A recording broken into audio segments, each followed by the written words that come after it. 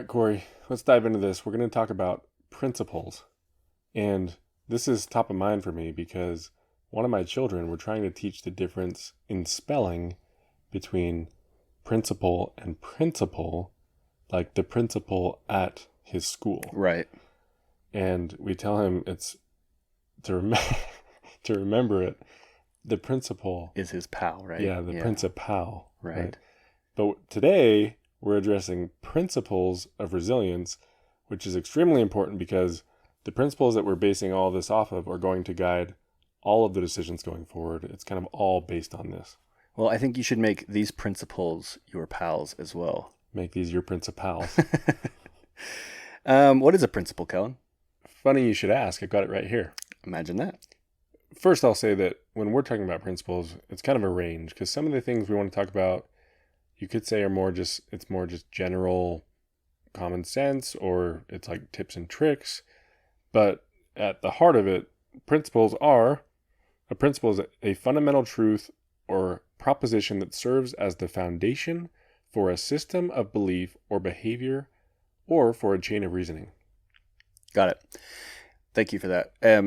The idea behind this, right, is that as we think about resilience, as we go through resilience, as we're learning resilience, we should be able to tie back to the principles, like it kind of talked about there, a foundation of a system of belief.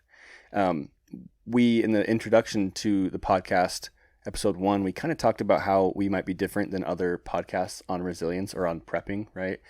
And I think that a lot of that is going to come down to our principles. I don't know if principles are discussed on many other podcasts of this nature, but the idea is sort of when you have a question about how to approach something or if something's being done right, you can at least check back and say, does it kind of adhere to the principles?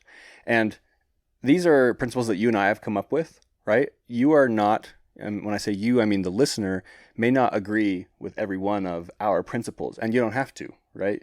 You can come up with your own principles if you would like. These are the things that you and I find important and the things that you and I feel, at least in our system of belief when it comes to resilience, are foundational. Yeah, so another way to think of this is our philosophy. And when we get into the specifics of the framework and how we actually go from like theory into practice with resilience, our philosophy is going to guide all of that.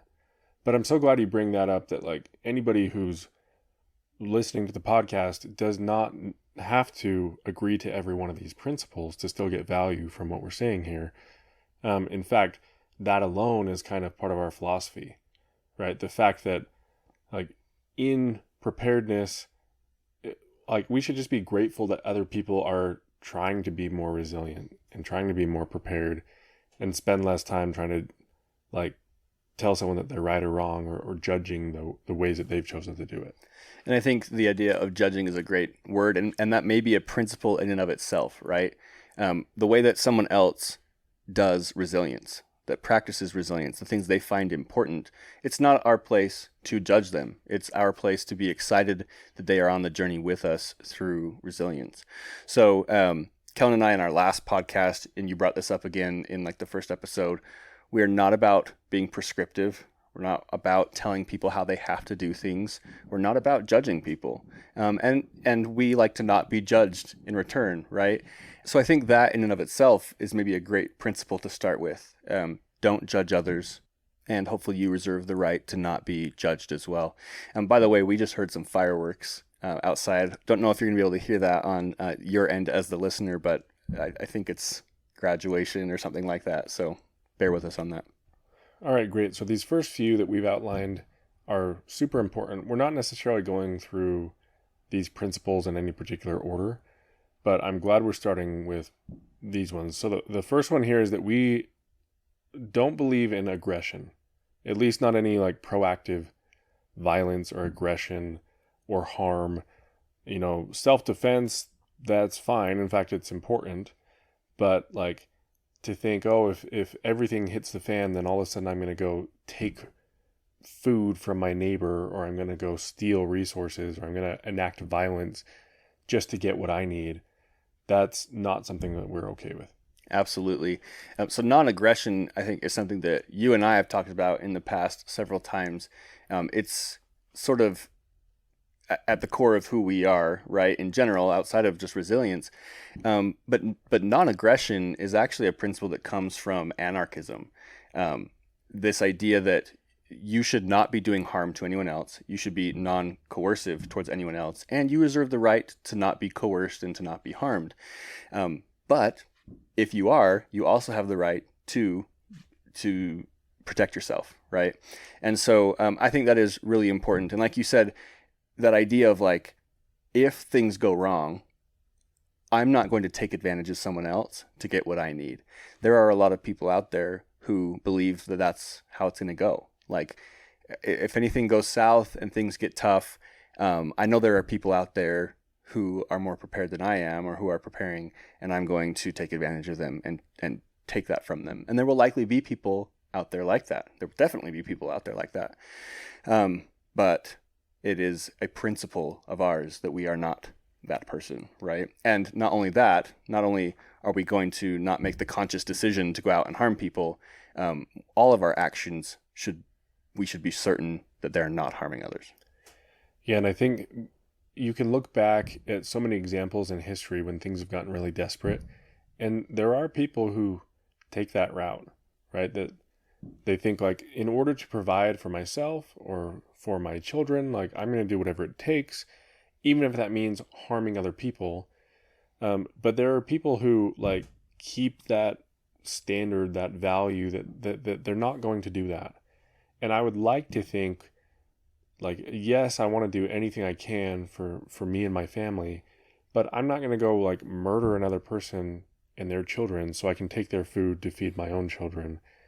I would like to think I'd rather just like suffer, and even if that means we're going to starve because of that, I don't want to rob myself of the decency of being able to maintain that morality. Exactly. And again, there will be people who are listening to this, right, who don't agree with that. They don't believe in the idea of morality. But this one I stand by, right? You shouldn't do harm to others. You wouldn't expect harm to be done to yourself. So, okay, I think that's pretty simple and laid out. By the way, I want to mention, I brought up this idea of non-aggression being linked to anarchism. We have talked about how we're going to be discussing multiple philosophies on the podcast. And one of them that I find particularly interesting is the idea of anarchism. I don't necessarily like subscribe to it. I don't know enough to be able to say like, I believe in anarchism, right? But to me, it ever since I started kind of learning about it, it's been really appealing. I'm not going to speak for you on this front, but I do think that it's a philosophy I'm going to continue to learn about. It's something I'm going to continue. I'll probably bring it up again and again. And the reason for me is that whether it's right or not that we should purposely move towards anarchism, I do think we are going to live it one day because, like we talked about in the last podcast with everything that's probably coming and how it's coming, there will be a time in which the government ceases to function properly, and laws and all of that will cease to exist as they do today. And so it will be required for people to come together and work together to make things happen. And if there's a good version of anarchism and the one that you see in the mainstream media, which is all like chaos and all that, right? The real anarchism is this idea primarily of non-coercion, non-aggression, and mutual respect for people. And that's something that I stand strongly for. Yeah, and it makes me excited. I'm like, there is so much that we will be talking about in future episodes. That's one of those things where when I hear anarchism, I think anarchy, I think total chaos and mayhem. And so I'll be interested to learn more about. But yeah, I'm glad we've discussed that first principle, non-aggression. That's so important. The next one I think is related, which is cooperation. And our philosophy, as we've talked through this, is that like, you will be miserable if you only look inward. And honestly, you won't be as resilient if you're only focused on yourself. Not even close. There is such a common mentality when it comes to preparedness where people are like, I'm going to get a bunch of guns and build a bunker and a ton of food, and like it's all me, or like I'm gonna go bug out, and like I've got my way of just going out into the woods and surviving on my own. And the fact is, like, we are social creatures, and we need each other, especially when it comes to preparedness and resilience. Like the idea of just being alone and surviving, to me, isn't very fulfilling. Like to me, I don't even know if that's worth it. Let alone the fact that like on my own, there are just so many things that I can't do. I am so much less resilient than if I have got a network, and however big that network is, community is so important. So we're going to talk a lot about community. Yeah, I think about the episode that we did in Breaking Down Collapse, where we interviewed the winner of the TV series called Alone, which is a series. It's a reality TV show where they take people out into the wilderness, and they say, go survive. And you're by yourself, right? And the longest that they can survive is a few months. And I think a huge part of that is because of the mental aspect of being alone. Because, like you said, we are social creatures. We are meant to be around people. And I think that that's where our happiness and our joy and all of that comes from. Our fulfillment comes from supporting other people, being supported by people. Trying to be an isolationist mountain man, bug out, whatever, it's a fairy tale. Maybe there are some people that are built for that. Maybe there are a few people who would be better off that way. But I think for 99.99% of humanity, we're meant to be with others, and we are better and we are stronger when we are cooperating and working together.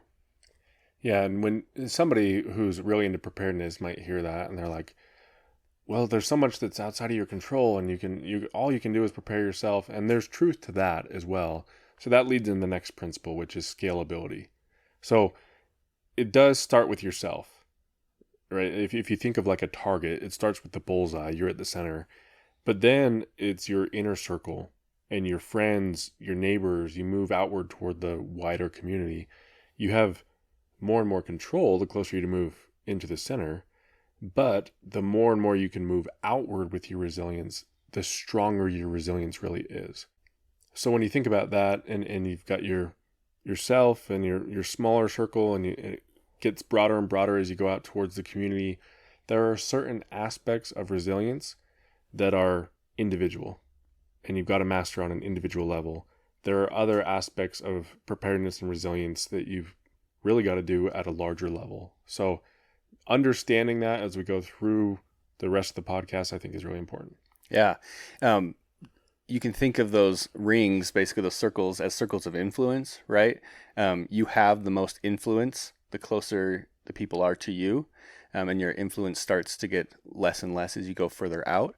But like you said, there are so many pieces of resilience that are important at those larger scales. So it's about being really good at controlling what you can control and learning how to stretch that circle of influence, how to grow that network. That target, that series of rings that move outward. Also, when you think about, you can look at that geographically, and you can say like, yeah, this is my house, this is my street, this is my neighborhood, my community. You can also look at that and say, this is my inner circle of friends. And then my inner circle might involve my best friend, right, who lives 10 miles away. But now your inner circle might also involve their inner circle, right? So your network grows and your circle of influence grows in both a geographical sense and just in relationships as you get better and better at managing those relationships and being more influential. Exactly. Good. So let's now talk about effort, because if you're anything like me, like I'm pretty early on in my journey of resilience. I've got a long ways to go. And for anyone who's starting down the path of preparedness or resilience, it can be very overwhelming. And so knowing where to put your energy and where to focus your efforts is really important. So we've got a few kind of sub bullet points here that we want to discuss. Why don't you start us out, Kory? Yeah, so the first is that no effort that you make is going to be wasted, right?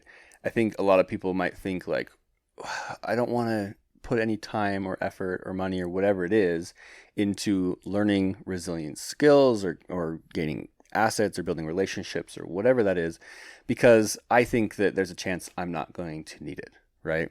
The truth is that most things that you do are going to pay off in some way, no matter what. Even if things don't get as bad as we discussed in the previous episode, preparation in general matters.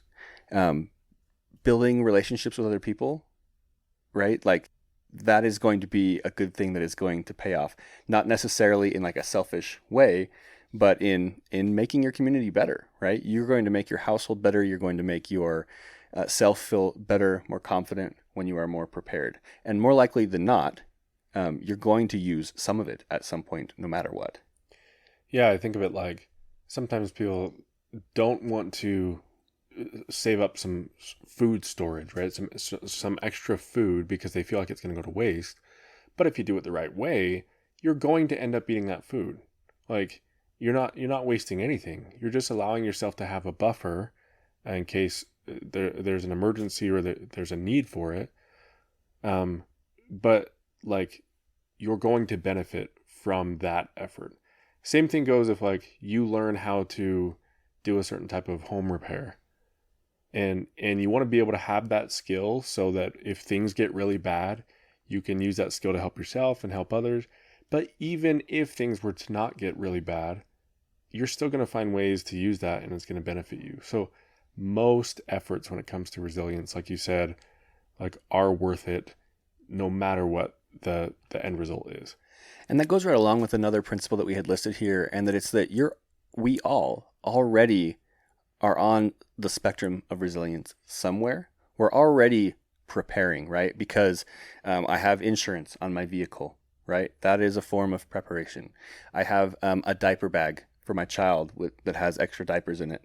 That is a form of preparation and resilience. I have a drawer with some Band-Aids and medicine in it. It's like you're already doing things every day to be resilient, and you use those things. And so it's just about moving up the spectrum of resilience and just increasing what you're ready for.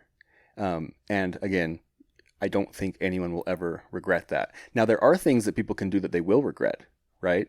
Yet another principle that I think we're going to bring up later, but I'm going to bring it up now because it feels natural, is that if you panic prep, right? If you see something that's happening and it makes you freak out, and so you go out and do a bunch of stuff and you spend a whole bunch of money on a bunch of stuff that you don't need necessarily, you can regret stuff like that. You can regret making the wrong moves at the wrong times, buying things that you don't need, spending money. You just mentioned that like if you prepare food the right way or the right kinds of food, it's food that you're going to eat naturally anyway.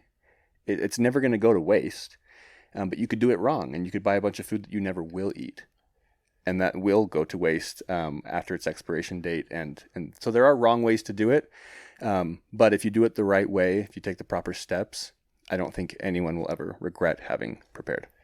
Yeah, and if you do panic prepare, you're going to make dumb choices. That's just the nature of it.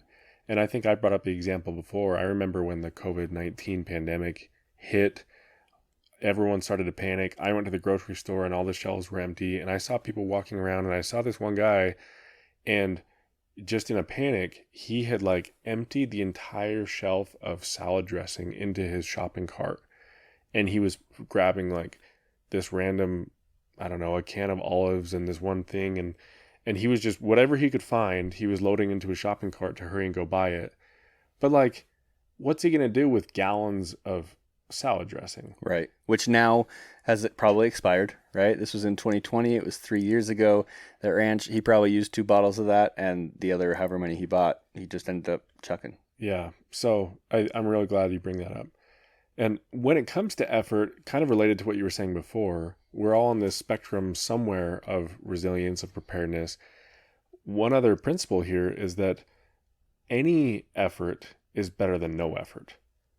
Like, if you're overwhelmed, you don't have to do everything all at once. Just take one step. Do one more thing, because that's going to benefit you more than if you just sat there paralyzed doing nothing. I think people think about some of the stuff that is out of their control. Like when we talk about building resilience in community, which we're going to have tons of episodes getting into that. But, for some people, that's really scary because maybe they're super introverted, right? Or they immediately jump to this idea that like me and my next door neighbor have to become like super best pals. We have to trust each other 100%. We're going to be, we're going to know everything about resilience together and all this stuff. Just say hi to them. Like if you don't know your neighbor, start with like hello, right? And maybe the next time you see them, you can ask them a question, and then the next time you see them, you can offer to help with something. Start from nothing, and that little hello is a huge step forward, even though it's not the end goal, right? It is a great place to start, and you can feel accomplished having started somewhere. So where the first one was no efforts goes unwasted, the second principle here is every piece of effort is better than just doing nothing. Yep. And it's also good to think of it as not like a destination. You don't just suddenly reach preparedness. Sure, there can be certain thresholds or milestones, right? But really, when it comes down to it, like you're never done. And so, like, it becomes a lifestyle. Take one step at a time. Once you've done the one thing, once you've said, "Hey, neighbor, this is embarrassing, but like I can't even remember your name. I don't know if I've ever introduced myself. Here's my name. What's your name? Nice to meet you." Like, great. You've already started on that, like, community network building. Maybe the next time you take one more step, the next time you take one more step, but it's not like you're ever going to say, "I've made it. I've arrived. I am resilient." Yeah. It like you said, it's a continual spectrum that just goes on infinitely. I think about, I remember this was 10 years ago now, almost. I was just getting married, and I remember knowing nothing about what the future was going to be like, but I knew that food storage was important. We were so broke. Every dollar we stressed about, right? But I remember thinking, I was at the grocery store and I had no idea where to begin with. I didn't know what to do, but I just said, I'm just going to buy like one extra can of food, right? Like I don't remember what the can was. Maybe I was buying some olives or something. I picked up an extra can. It cost me 99 cents or whatever. And I was like, okay, I'm comfortable with this dollar purchase. And I went home and I felt kind of sheepish because I was like, oh yeah, I've saved the day. I bought myself a can of olives, But then that can sat there, right? And I just remember thinking like, this is good. This is a start. I've got the mindset now that I can, when I go to the grocery store, if I can afford that extra dollar, I'll buy another one and I'll slowly start building up. And it didn't go to waste. I'm sure we ate it at some point, right? Did it push me far along the spectrum of resilience? No, but it got me into the right mindset. And I still think about that today as I have a more now robust food storage. I appreciate that effort that I made early on. And what's so great about that is you take one step and like you get to experience benefits from it immediately. Like you might think, hey, I bought this can of olives and like we're not going to eat it until maybe years later or maybe weeks from now or whatever. So I'm not going to benefit from it until later. But I think of, at one point I just thought, like, if something bad happened, what are just the most essential things? And I realized I didn't have any water. Like if I couldn't turn on the tap and have fresh water come out, then I would have no drinking water.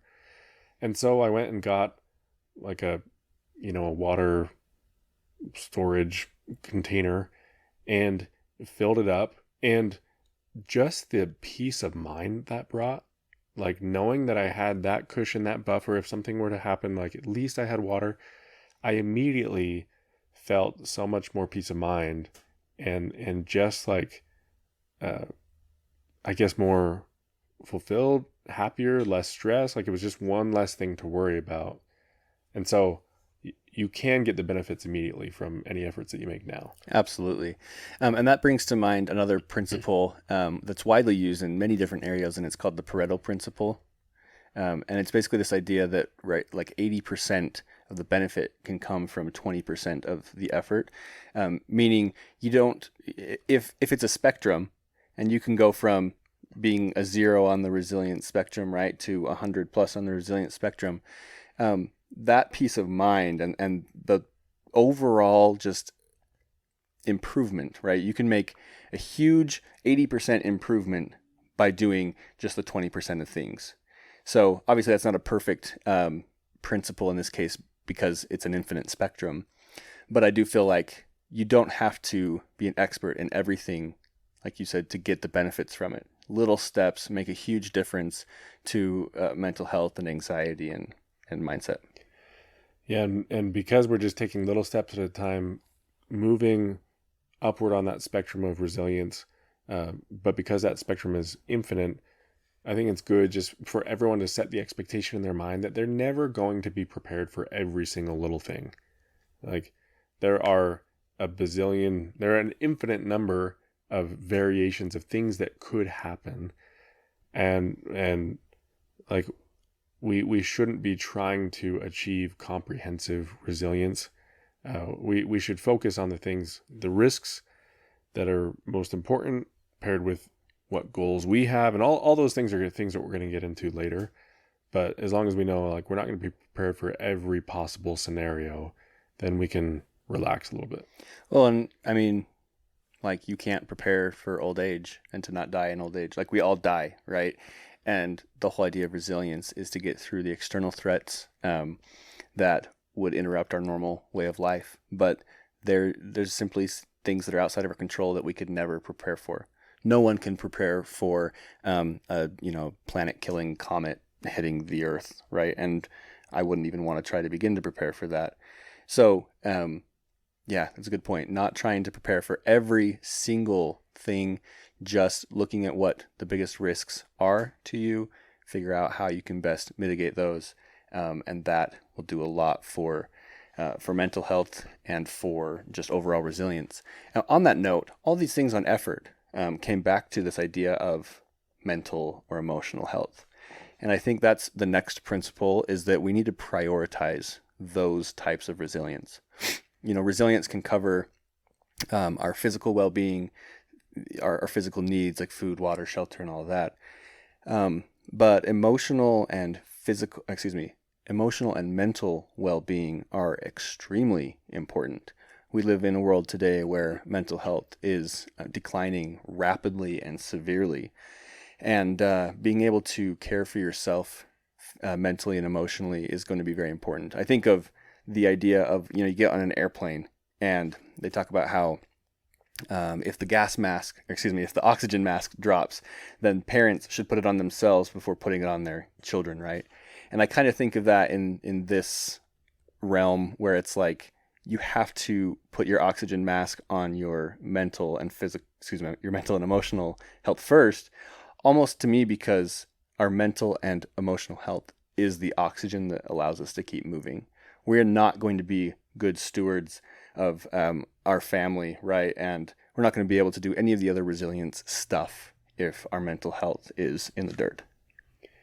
Yeah, and you've heard me say it multiple times, and I'll probably say it many more times, but like, if there were two groups of people, group A and group B, group A is very, like, physically prepared, but they don't have any mental or emotional resilience. Group B is very emotionally, mentally resilient, but isn't as physically prepared. I'd go with group B every single time. Like, that's who I want to team up with.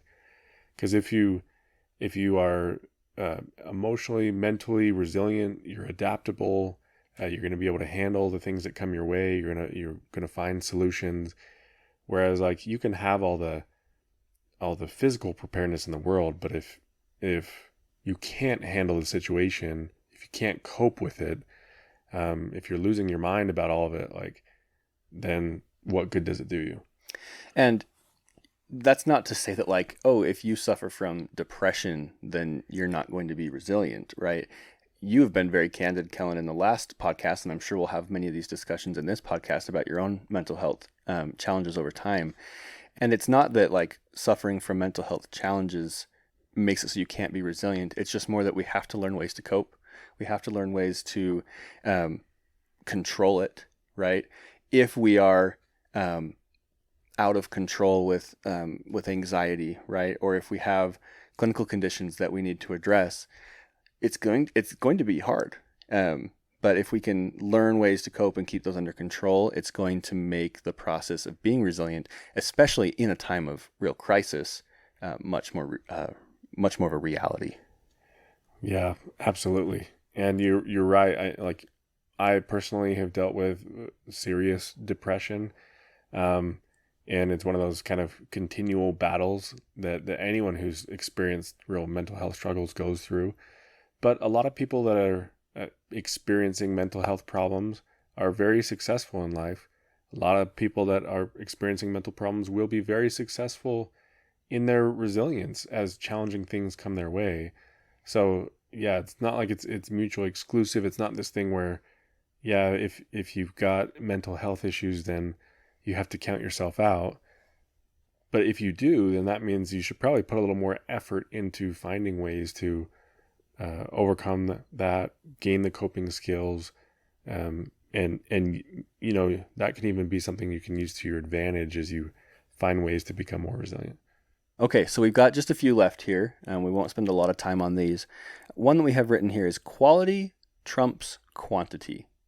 And I think there's a few different ways that this can be interpreted, right? But what we're trying to get across is that like a tailored preparedness, one that you take time to think through, do your research on, come up with what is best for your own situation, right? That is much better than just going out and like buying a bunch of gear. There are people who don't put a lot of thought into preparedness. They just say like, I need to go spend a bunch of money on a bunch of tools and I'll be good, right? The quantity of how you're approaching the quality of how you approach the situation is much more important than the quantity of stuff that you acquire. And I know that by saying it this way, quantity or quality over quantity makes it sound like, it's not to say that like an 8-ounce sirloin steak is better than having like a year's worth of rice and beans. That's not what we're saying. More like it's better to have very practical skills or knowledge or tools rather than a bunch of stuff that's not going to serve you. Yeah, it makes me think of somebody that I talked to at one point. This was years ago, but they were telling me that they were super prepared because they had like 20 barrels of cracked wheat.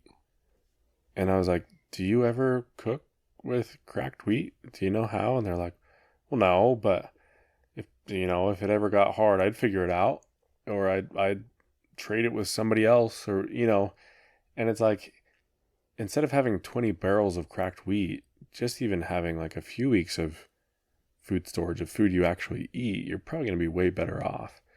And so I think when you're talking about quality, we're not talking about like you said, the quality of the product or the thing itself. It's just quality in terms of how tailored it is to your situation and how practical it is. And that said, I would rather have one quality can opener than have to store like 20 cheap Walmart ones, right? Like quality over quantity in the product is important as well. But I think the main idea here is make sure that you're thinking through what you're going to do and how you're going to do it. You're not just mindlessly like purchasing things and getting stuff just to say like, I have 20 years worth of cracked wheat in barrels. And speaking of that example, 20 barrels of cracked wheat, that touches on the next point, which is that just the idea of diversification and redundancy, and there's a balance there that we've got to strike, but like you don't want to put all of your eggs in one basket, right? You don't want to just go, here's one strategy that we talked about at one point, an individual who bought a ridiculous amount of chocolate, and they said like, everybody loves chocolate, and so if things are ever getting tough, I can just go trade chocolate for the things that I actually need, like it was a currency. Yeah. And like, sure, that's one approach, but like you're putting a lot of trust that is going to work out well for you, where maybe instead, like, sure, maybe if you want to try the chocolate as currency, you can have some of that, but like, don't depend solely on that. Let's find some other ways to help you be resilient. And we see this in like the financial world, right? You're not supposed to put all of your financial eggs in one basket. If you put all your money in one ETF or something, like you could end up in a lot of trouble. So it's about diversifying your assets so that if something goes wrong in one place, you're good in another. A very specific example would be going back to food storage, how you store your food, right? If you are a person that likes to can goods, and so you're like using the glass jars, right? And you're canning your food, and that's all you do, and you haven't stored food in any other way, well then, like, yeah, if there's an earthquake or something, right, and your food storage all falls off the wall, and you've just lost everything that you've ever created.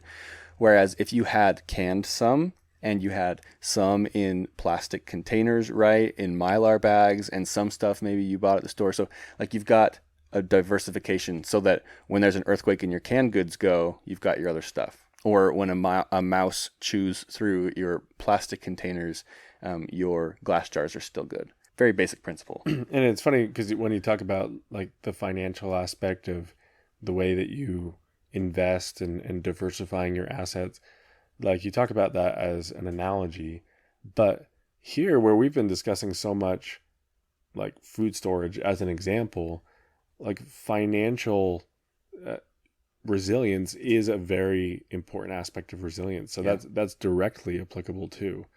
So but you'll see that in every aspect of resilience, that you've got to find ways to diversify and not, like we said, put all your eggs in one basket. And that leads straight into another principle. I think we've only got two left here. This one is in regards to specialization versus generalization, right? Specialization is a sort of putting all of your eggs into one basket. We believe in both. We think it's great to have a specialization, but having general knowledge, skills, all of that is going to be the primary goal. There are absolutely pros to being specialized in something, especially when you get to like a community level of resiliency.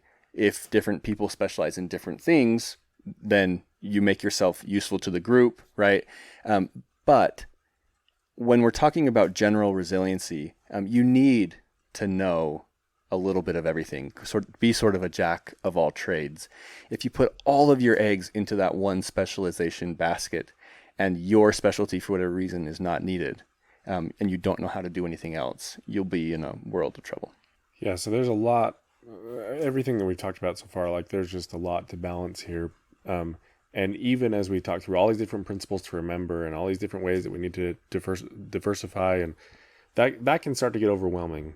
But again, if we bring it back to just the core of it all, like taking one step at a time, we're going to be in a much better place. The last principle that we haven't mentioned yet is just the idea of adaptability.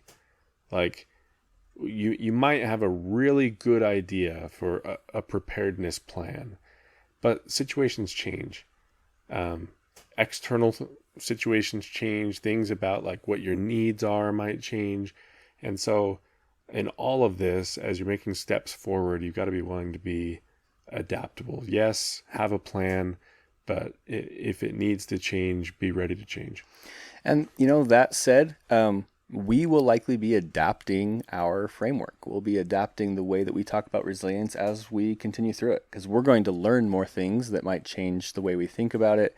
And so being willing to say, like, this is not the only set way, right? This was my plan and I'm not deviating from my plan.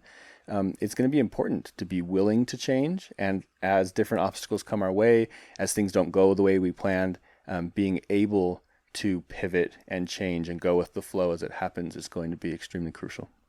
Great. So with that, like, there it is. Those are the principles that we have that we wanted to just get out of the way and make sure everyone understands this is the philosophy that we are operating under. That's why we're making the assumptions that we are in the framework that we're going to line out. So far, right, we've kind of just done an intro and we've talked about why we need resilience, and we've talked about these principles, But I'm really excited moving forward because now that we've laid that groundwork, we can actually dive into the framework itself. And this is where, you know, I think there's so much valuable content out there around preparedness. And I'm not going to say that like what we're going to produce is better or worse, but I do think we have something special here in how thoughtful we've been about this framework that will allow anybody in any situation to follow it and come up with the preparedness that's going to be best for them. Yeah. So next week we'll go through that entire framework briefly, and after that we'll then pick it apart piece by piece in the following episodes. So I'm really excited for it. If you haven't subscribed to the podcast yet, make sure you're subscribing to it. You can subscribe on YouTube as well. So we're trying to put these up, get some video going with them so you can see our ugly mugs for some reason. And share the podcast with friends who would be interested in it, and help them subscribe and learn more as well.